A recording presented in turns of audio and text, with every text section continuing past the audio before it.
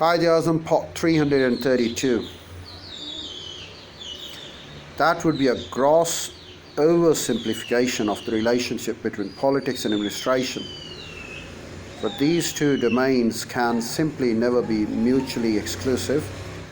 However much we falsely always so assume and tend occasionally to also proclaim, Jinnah also favored a commission composed of 3 impartial non-Indians appointed on the recommendation of the United Nations. However, this did not find favor with the Earl of Listowel, Secretary of State for India, who apprehended international interference, besides being also concerned that an appeal to the UN might actually suggest British incapacity.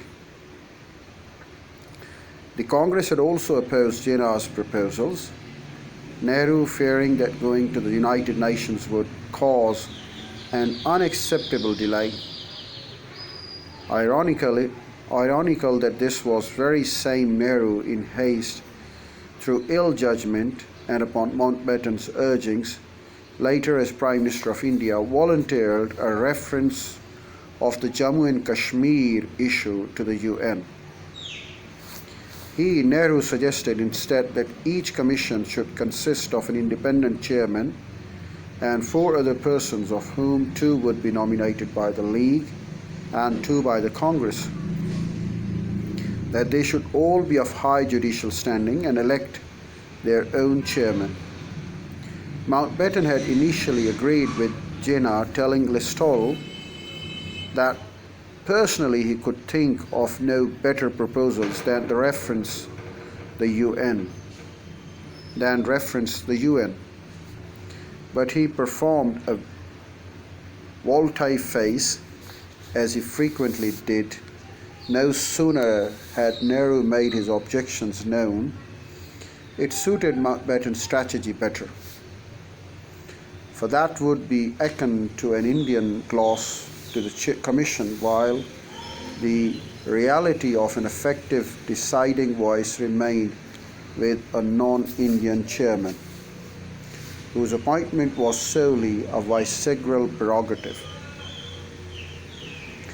The members of the Boundary Commission, being nominated by political parties, made party consideration dominate the Commission's findings. The Congress had initially objected to Redcliffe's appointment, but later muted its objections and accepted both the principle of it, also the composition. In this context, a letter from the Major Shot to Stafford Cripps of 3 August 1947 is interesting. The most delicate factor, he wrote then, is the obstinate popular belief that Redcliffe award as H.E., His Excellency Mountbatten dictates, and this is truly popular belief. Whatever any Indian may say to H.E.,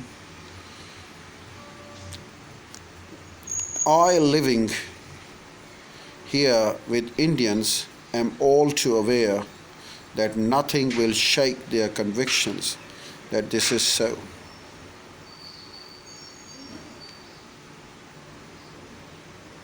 And it continues, which means, well, you will draw all conclusions. There are grounds now to confirm that this fear was not unfounded. Mountbatten may not have influenced the fine print of the award on any regular basis, but he undoubtedly did inspire some of its vital features. Consider then this letter of 12 June from Nehru to Mountbatten, enclosing the terms of reference suggested for the Boundary Commission in Punjab and Bengal.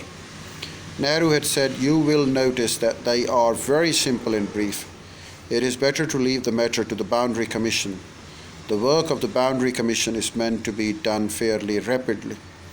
Why, I cannot resist interjecting, why rapidly?